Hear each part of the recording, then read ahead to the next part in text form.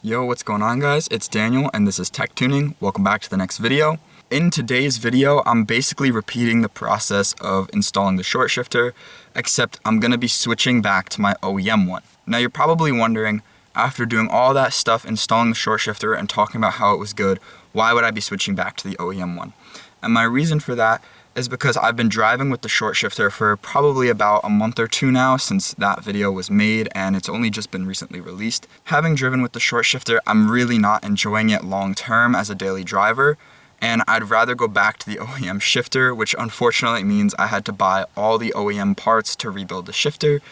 So here we are doing a video of reinstalling that. Now, I'm not going to cover this process as in depth as I did on the short shifter, since you can already go back and reference that video if you want to know all the little interior pieces to take off. But what I am going to be talking about more in this video is what you have to do in order to rebuild the OEM shifter, like replacing the rubber gaskets and the little bushings that connect to it when you put it back into your transmission. I'm also going to give you guys the part numbers to all the things that I purchased, and we'll talk about the tools you need for this job as well to give you guys a little bit more detail. So without further ado, let's just get right into this and I'll show you guys everything that we're going to take care of today.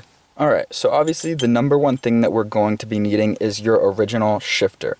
Now, if you guys remember in my video when I installed this short shifter that we have in right now, this rubber boot around the part that goes on to the transmission was all ripped up, and it was definitely going to need to be replaced if I was ever going to put this one back in.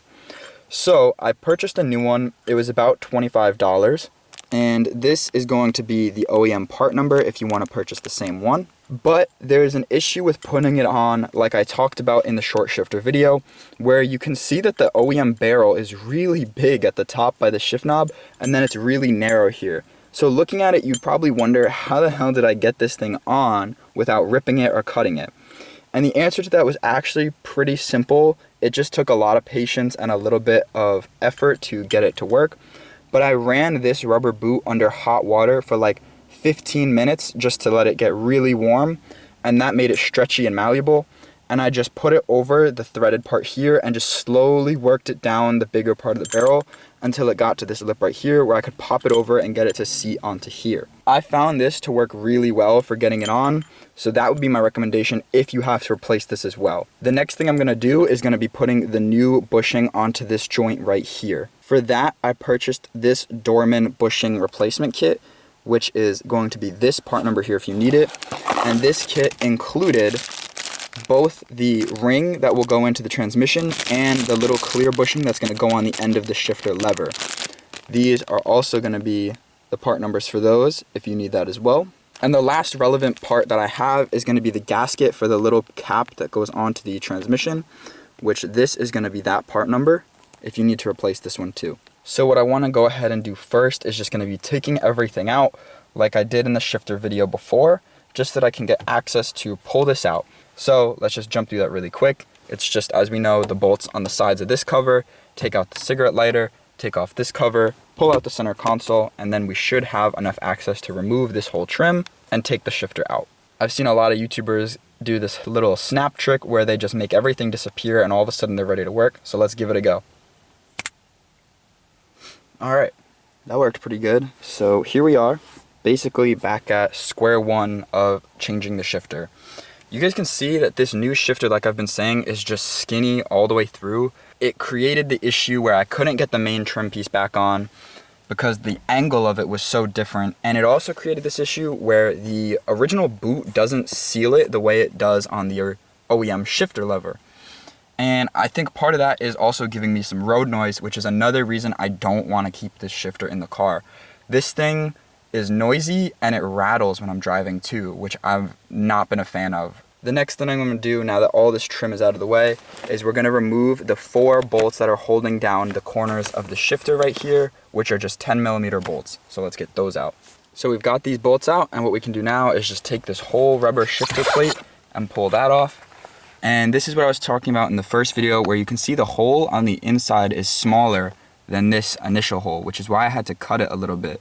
And I wasn't happy to have to do that either, but it was part of putting this one in. That's another reason we're taking this one out. I want this to have a good seal on the shifter. Now that we have all this exposed, you can even see underneath the car here, because this is our whole trans tunnel. We're going to take these 4 10mm bolts out and then just pull the whole shifter right out.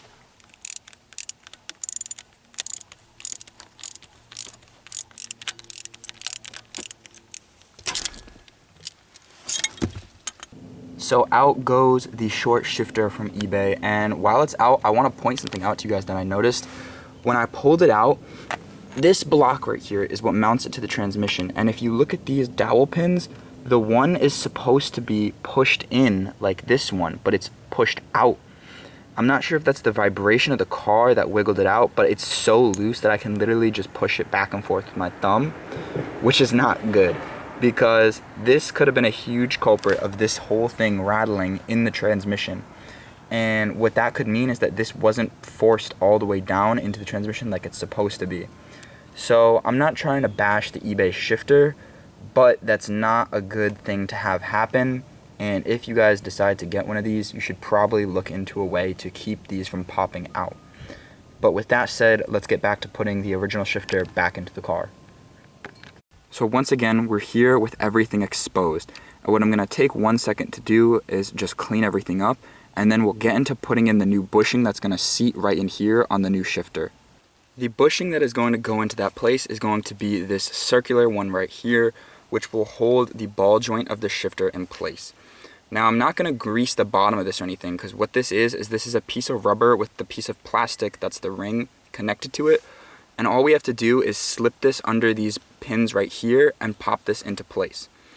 And I believe what we want to do is line up these little notched parts with the pins on here, that way it goes in nice and easy. So we're just going to take a second and try to put that in gently. Okay, I had to use 2 hands for a second just because the bushing's a little tough, but what I did was I just kind of squished it around a little bit to make it a little softer, and I hooked one side under one pin and just kind of pulled it around the other pin and popped it down.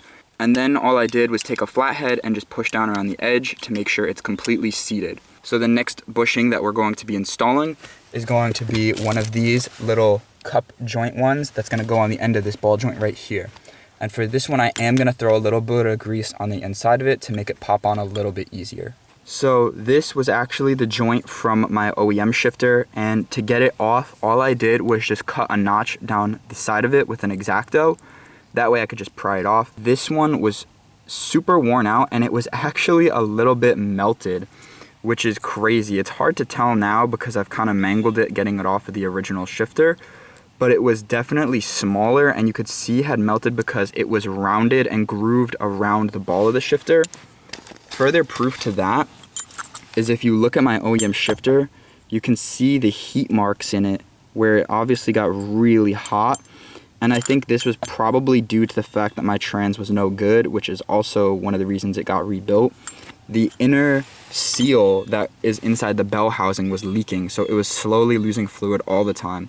And I'd be willing to bet the previous owners probably didn't know about this and it lost too much fluid, which is what caused the gears to shear out. Anyway, aside from all that, we're gonna throw a little bit of grease on this and we're gonna pop it onto here.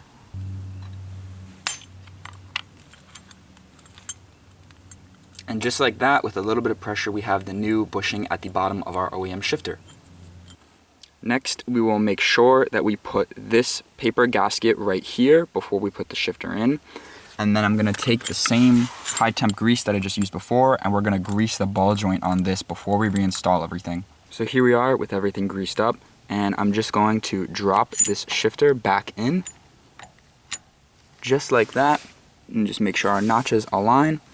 And then all we have to do is slide this cover plate back on and carefully make sure we align the bolt holes so that when we press it all down, you can see everything lines up and we can start putting our hardware back in.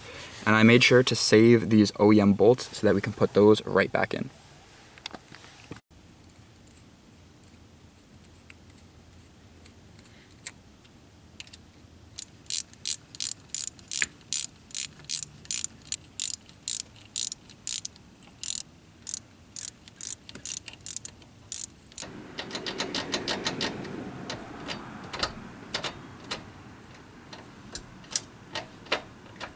With the shifter secured down, we can take this new rubber cap that we installed and we can just slip this over the top of the metal piece just to have everything secured and protected from the environment.